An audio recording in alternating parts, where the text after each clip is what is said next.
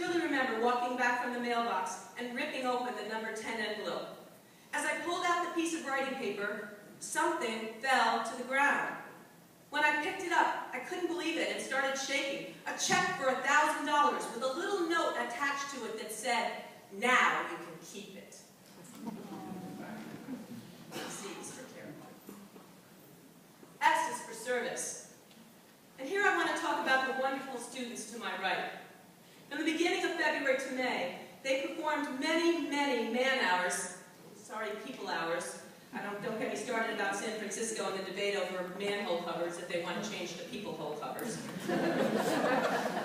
From making peanut butter and jelly sandwiches at the church in Prospect to Valentine's for vets, woodland vets, to sorting and folding clothes for Acts 4 Ministry in Waterbury, to Mike's senior project, packaging soup mixes for hungry children in Haiti, to Allie's dad's car wash, to the bake sale at Beacon Falls Pharmacy this past Saturday, I saw camaraderie, concern, and kindness. All honest work has dignity. The smallest job can make a big difference in someone else's life. So again, I would exhort you all to look for ways for the rest of your lives to help others. Don't be the bystander. Step up to the plate. Offer before someone has to ask you. And be as kind to the janitor as you are to the CEO. The former will usually be more helpful on a day-to-day basis. Finally, L is for leadership. 8 years ago, I developed bilateral breast cancer. 3 years ago, I had the idea that I could make a statement about fighting my cancer by climbing Mount Washington for my 60th birthday to celebrate my 5-year survival milestone and getting off a drug that kept the tumors away but severely impeded my knee joint flexibility. So I started to plan my ascent, and in so doing, attracted other survivors. I wanted to show others that a cancer diagnosis didn't have to be a death sentence, that people coming off chemotherapy and radiation and surgery could not only survive, but thrive. So 2 summers ago, I led 8 other women to the summit of Mount Washington, 6,288 feet. Though I was physically prepared, not all the women had trained enough, and it took 9 hours to get to the top, and another hour and a half to climb down the rocks to stay at the Lakes of the Clouds hut, a mile down off the summit. But the planning paid off, and we did make it. We did succeed. A lot of people heard our story, from the Citizens News to the Waterbury Republican to other newspapers in New England, and even WBZ Boston TV with Jonathan Elias. It wasn't just about me. Each of those women had her own story, her own demons, hurts, and fears. But my vision and dream became theirs. We became a team and helped each other. It did take a lot of logistical planning, but it wasn't that hard. Think about it. How can you inspire others through your leadership? Next week, I get to be part of a group of 8 teachers from Woodland, all invited to West Point to watch Sarah Melville's graduation and commission from the Academy. This is an incredible, once-in-a-lifetime honor. President Obama will be there speaking. Sarah was a Woodland Honor Society member too. It wasn't just about the grades. She had the scholarship, the character, the service, and the leadership. SCSL. So, what will you do with your 4 letters? Thank you very much.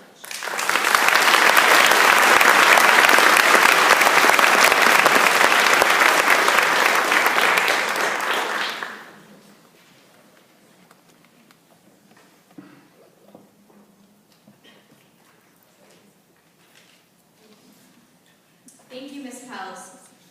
At this time, I will light a ceremonial candle to signify the beginning of the traditional induction ceremony.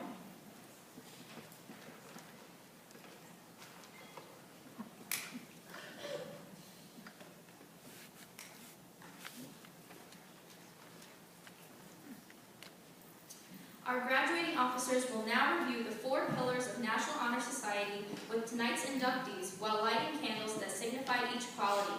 Our president, Casey Stevens, will begin by lighting a candle that represents leadership.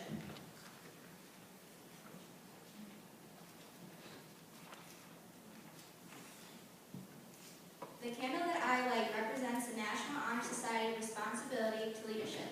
Leaders should exert a wholesome influence upon the school. In taking initiative in class and school activities, the real leader strives to train and aid others to attain the setting objective. The price of leadership is sacrifice, the willingness to yield to one's personal interests for the interests of others. A leader has self-confidence and will take action when others hesitate. Leadership is always needed. Thus, to lead is an important quality that must be found in each of our members.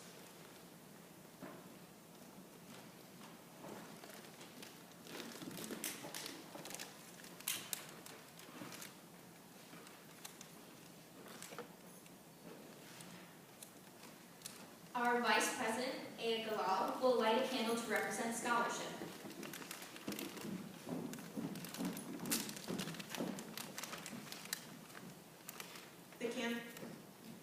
The candle that I light signifies the National Honor Society's commitment to scholarship. Scholarship is a commitment to learning. A student is willing to spend hours studying when he or she truly understands the lasting benefits of knowledge. We should continue to learn even when formal education has ended, for education is a lifelong process. Knowledge is one great element in life which leads to the highest success and can be acquired in only one way, through diligence and effort. Our members have achieved high scholastic standings because they appreciate the hard work and enthusiasm that is associated with the acquisition of knowledge.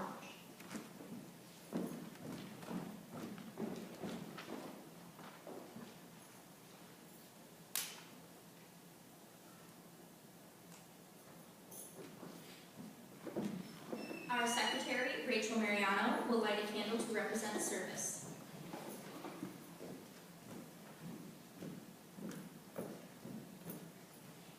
The candle that I light represents the National Honor Society dedication to service.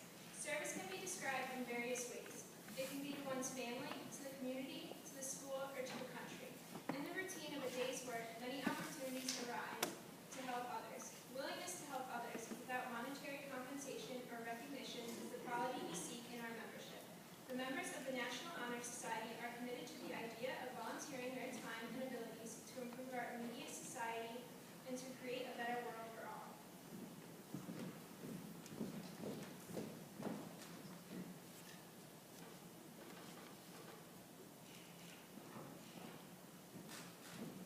And finally, our treasurer, Anna Boris, will light a candle symbolizing character.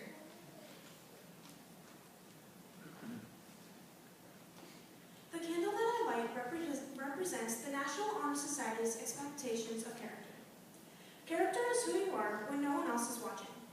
Character distinguishes each of us as individuals. It is this force of character that guides one through life and, when developed, grows steadily. We must be, in reality, what we wish to appear to others.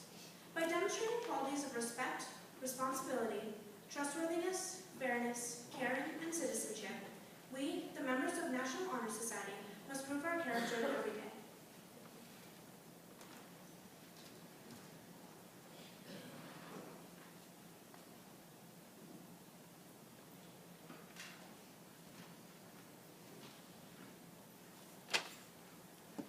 Thank you to our officers. At this time, I would like to welcome Salma Shataya, a graduating member who will share some highlights of our year in service.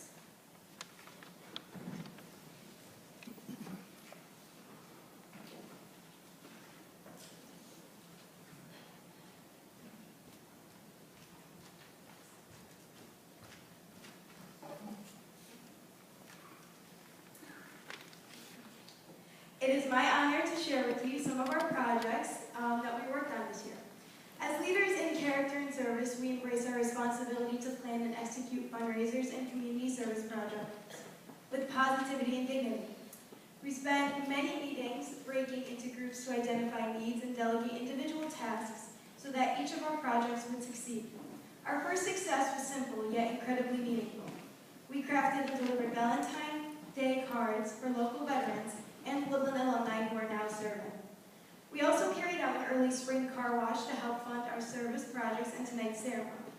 We enjoyed meeting at Prospect Congregational Church to prepare salads and hundreds of sandwiches for distribution throughout Waterbury Interfaith Youth Ministries. We also helped participate in fellow National Honor Society graduating member Michael Conway's senior project. We helped package food for hungry children in Haiti. By the end of our work, we had packaged over 10,000 meals. We greatly enjoyed in being able to volunteer and donate clothing to ACT for a nonprofit organization in downtown Waterbury that donates clothing and furniture to those in need. And this past Saturday, we hosted a bake sale at the Beacon Falls Pharmacy. It is clear that our commitment to character and service is consistent. We all work tirelessly to better ourselves through study, but these experiences remind us that we are only improving if we are also working to improve our world and those with whom we share it. In this way, we have worked all year long to uphold the ideals set forth by the National Honor Society.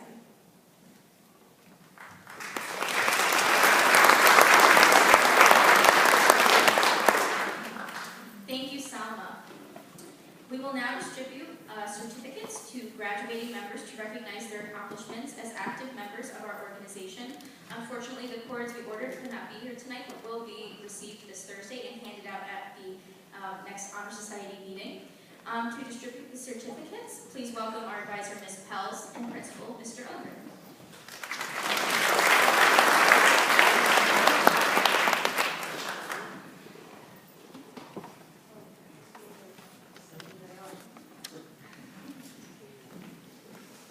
The following 10 senior inductees come to the front of the stage, please. Carlene Justo, Daniel Johnson, Alan Trenya, Pat Mulholland, Catherine Pelkey, and Monica Mitsasi.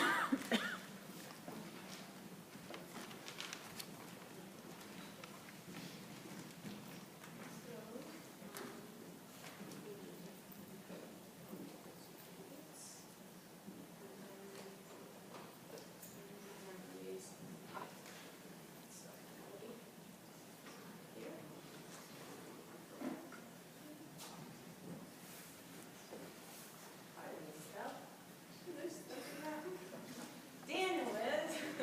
Congratulations, Daniel.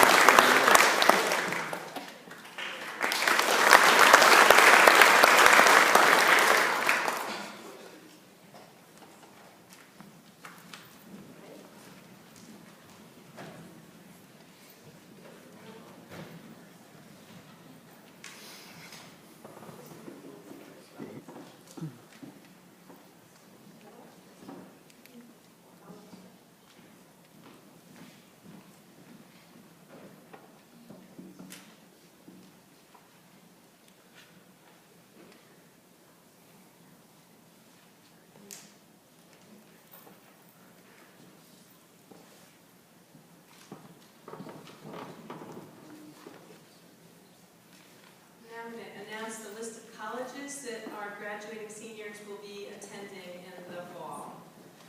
Casey Stevens, Southern Connecticut State University in elementary education. Ann Lau, Quinnipiac University, major health and science and pre-med. Rachel Mariano, University of North Florida, dietetics.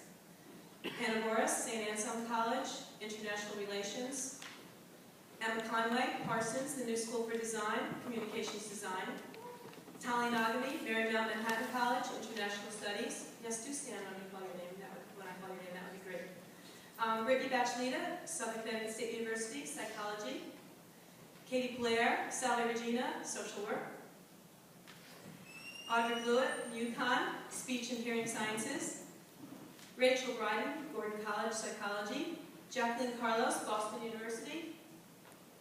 Rachel Cavallero, Roger Williams. Emily Cloney, Southern Connecticut State University, pre-med. Michael Conway, Marist College, broadcast journalism. Daniel Conti, UConn Waterbury, business. Karina Cruz, UConn, nursing. Hannah Deegan, Assumption College, chemistry. Carolyn Ecke, Stonehill College, biology, pre-med. Kent Gerber, University of South Carolina, electrical engineering. Carly Justo, UConn, education.